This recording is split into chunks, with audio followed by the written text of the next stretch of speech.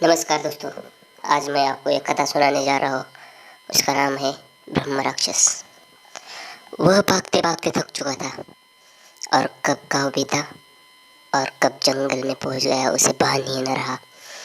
जब उसे अपने पीछे दौड़ते लोगों के पश्चात और शोर सुनाई देना बंद हुआ तो वह थोड़ा संयत हुआ। पीछे मुड़कर देखा तो लोग कहीं दिखाई नहीं दे रहे थे। तभी उसने महसूस किया कि वह जंगल में पहुंच चुका है। घना जंगल, धूप, अंधेरा।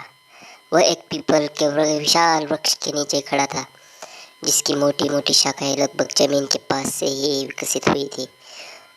वह एक मोटी शाखाएं पर चढ़कर बैठ गया। तनाव, थकान और चोटों की पीड़ा के मध्य उस जंगल का भय जाता रहा और वह उसी डाल पर सो गया। जब नींद खुली तो धूप पीपल के घने पत्तों से छनकर उसके ऊपर पड़ रही थी। उसने अंदाजा लगाया कि लगभग 10 बज रहे होंगे। कहा जाए, क्या करे, गांव वाले तो उसे देखते ही मार डालेंगे। घटनाएं उसके दिमाग में चलचित्र की तरह चलने लगी। हिमालय की तराई में बसा उत्तर प्रदेश के पिछड़े भूभाग पूर्वांचल का उसका अति पिछड़ा गांव। विद्युत की पहुंच अभी तक उसके गांव तक नहीं पहुंच पाई थी। जंगल से सटा लगभग 3,000 की आबादी वाला गांव।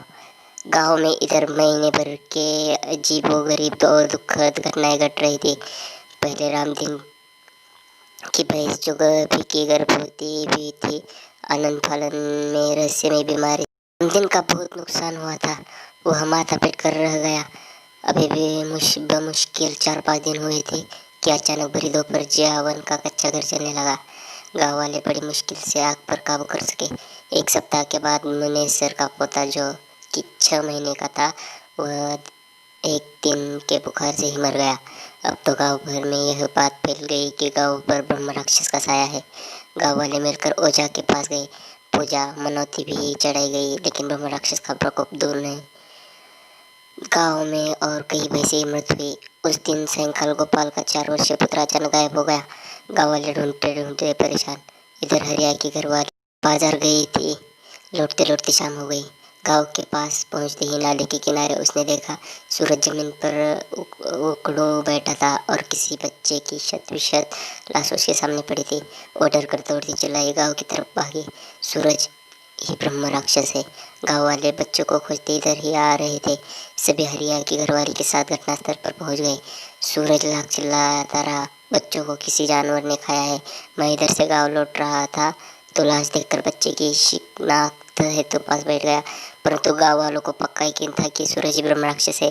लोग उसे डंडे और ईंट के टुकड़ों से पीटते रहे। वह भागता रहा।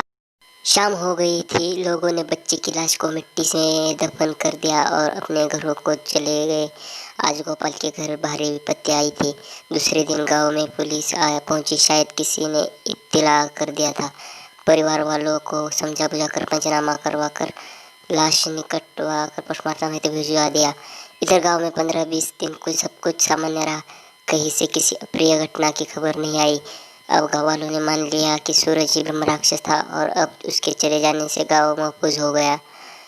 फिर एक दिन गोपाल के बच्चे की पोस्टमार्टम रिपोर्ट भी आ गई, जिसमें यह दर्शाया था कि बच्चे की मौत तेंदुए जैसे किसी जानवर के द्वारा श्वास नदी के काटने से हुई है।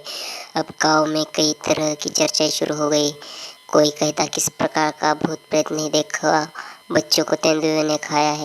कोई कहता नहीं, सूरज के ऊपर ब्रह्म राक्षस का साया है, उसके चले जाने से गांव सुरक्षित हो गया। कुछ दिन बाद गांव में फिर घटनाएं घटने लगी। कहीं किसी दोपहर किसी के छप्पर में आग लग जाती, पूरा गांव आग बुझाने में लग जाता।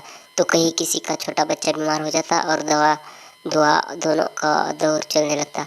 बड़े ही मुश्किल से बच्चे की जान बचती। किसी की बकरी बीमार हो जाती, जो कभी ठीक होती तो कभी मर जाती।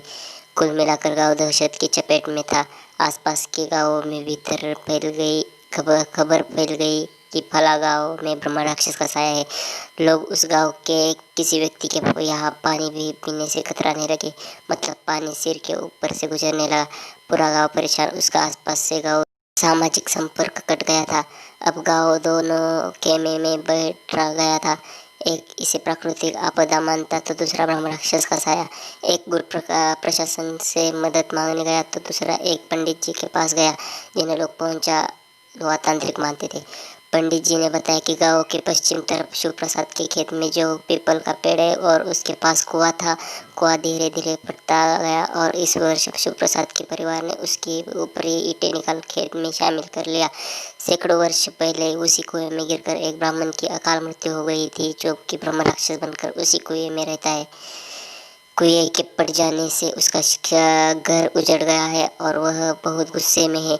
आने वाली अमावस्या को है शांति हेतु पूजा पाठ करने का उपाय बताना। गाँव वालों की कहने पर पूजा सामग्री की लिस्ट में उन्हें सौंप दी। उधर दूसरे गुट के प्रयास से गांव में स्वास्थ्य विभाग, पशुपालन विभाग और अग्निशमन विभाग की संयुक्त टीम ने गांवों में कैंप किया। उन्होंने पशुओं और बच्चों की बीमारी का कारण विशेष प्रकार के वायरस को बताया और सभी बच्चों तथा सभी पशुओं का टीकाकरण किया। आगजनी की घटनाओं पर अग्निशमन विभाग का अभिमत था कि अत्यधिक गर्मी की आगजनी का कारण है। सुरक्षा और बचाव के समुचित उपाय नियत तिथि पर पंडित जी पहुंचे। पीपल के नीचे जहाँ कुआं था, गाय के गोबर से लिपा गया। पंडित जी ने चौका पूरा इत्र आदि का छिड़काव किया और रात्रि 12 बजे विधिवत पूजा प्रारंभ किया।